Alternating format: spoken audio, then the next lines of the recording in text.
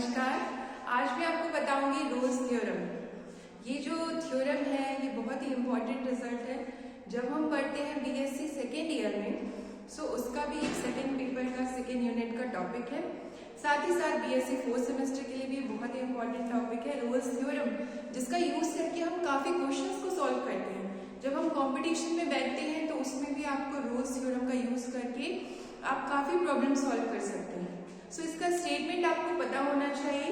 Proof इतना important नहीं है, बट अगर आप जानते हैं इट्स वेरी गुड।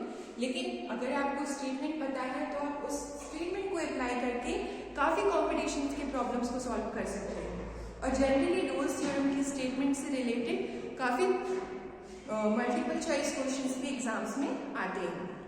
तो चलिए आज हम देखते हैं रोज थ्योरम की स्टेटमेंट।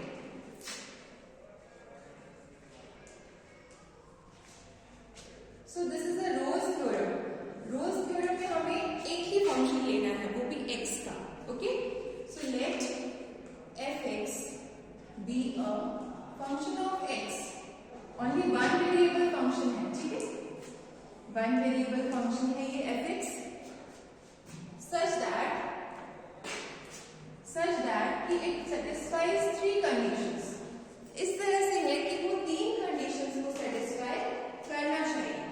कौन सी तीन कंडीशन? फर्स्ट, ये जो फंक्शन f है वो कंटिन्यूअस होना चाहिए, is continuous in closed interval ab। Closed interval ab में कंटिन्यूअस होना चाहिए, ठीक है। क्लोज्ड इंटरवल आप समझ रहे हैं, a एंड b पॉइंट भी इस इंटरवल में इंक्लूडेड है, ओपन में ये इंक्लूडेड नहीं रहते हैं। So this function is continuous in closed interval ab। Second statement है कि फंक्शन f(x) इज डिफरेंशिएबल होना चाहिए in open interval ab। Differentiable in open interval ab, ये सेकेंड स्टेटमेंट है। एंड थर्ड स्टेटमेंट है कि जो एंड पॉइंट्स हैं उधर पर फंक्शन की वैल्यू इक्वल होनी चाहिए, fa इक्वल टू fb होना चाहिए। देन ये तीन स्टेटमेंट जब सेटिस्फाई हो जाएंगे, then there exists at least one element, at least an element c।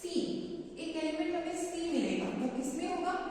Open interval ab में होगा। इसका मतलब a और b के बराबर नहीं होगा, a और b के बीच में कहीं होगा। वो भी इस तरह से होगा कि ये जो फंक्शन है f' c वो 0 मीन्स डेरिवेटिव